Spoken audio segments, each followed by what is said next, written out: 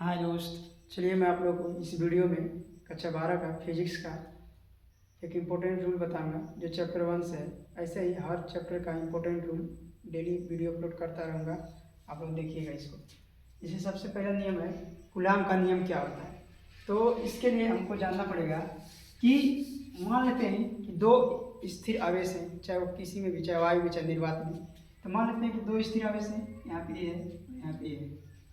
यहाँ पे एक आवेश जमा लेते हैं Q1 है और यहाँ पे एक आवेश Q2 है। अब दो आवेश है तो इनके बीच की कुछ दूरी होगा। तो मान लेते हैं कि इनके बीच की दूरी कितना है, r है। इनके बीच की दूरी r है।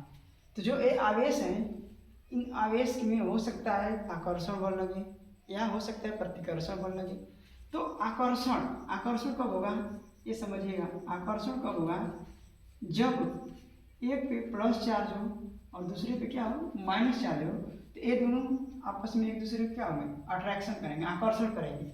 लेकिन प्रतिकर्षण कब होगा कि जब एक पे प्लस चार्ज हो और दूसरे पे प्लस चार्ज हो। तो ये दोनों एक दूसरे को क्या करेंगे, प्रतिकर्षण करेंगे।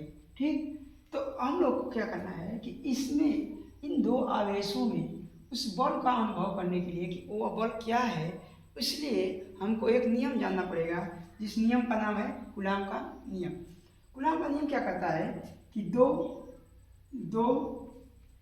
स्थिर बिंदु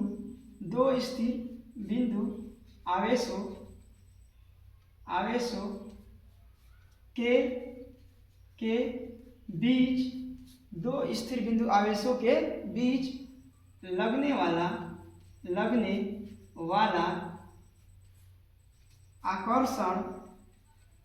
आकर्षण या प्रतिकर्षण बल जो होता है, प्रतिकर्षण बल, वह जो आकर्षण बल और प्रतिकर्षण बल दोनों आवेशों के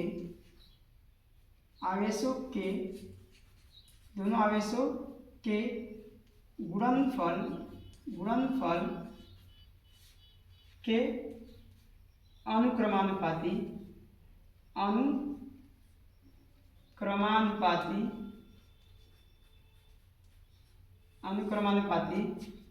तथा उनके बीच की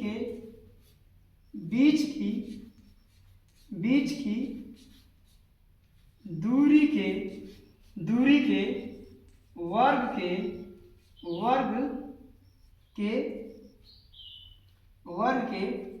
व्युत्क्रमानुपाती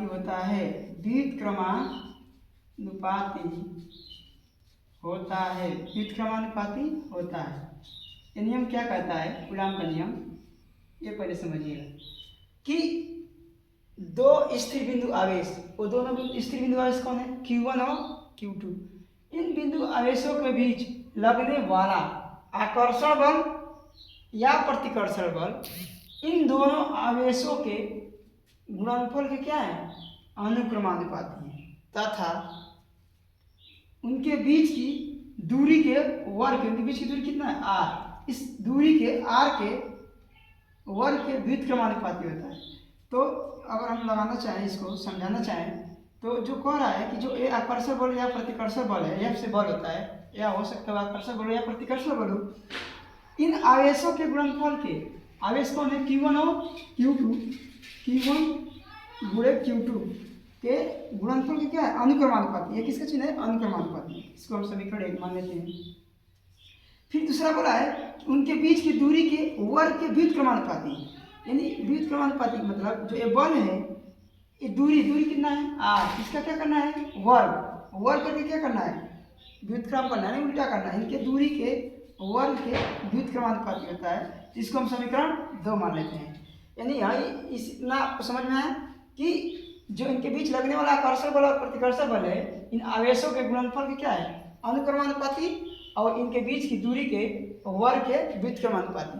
अब हम लोग क्या करेंगे, इस समीकरण 1 और समीकरण 2 से लिखेंगे समीकरण 1 व समीकरण 2 से।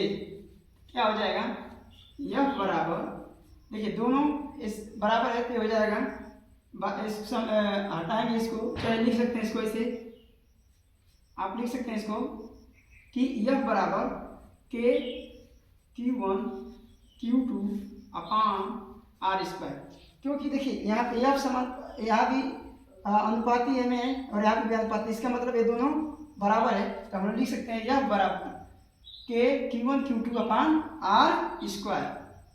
अब यहाँ से क्या करेंगे, के को जब, के क्या है, एक नियतांक है, के क्या है, नियतांक है, जिसको हम लोग लिख सकते हैं F बराबर 1/4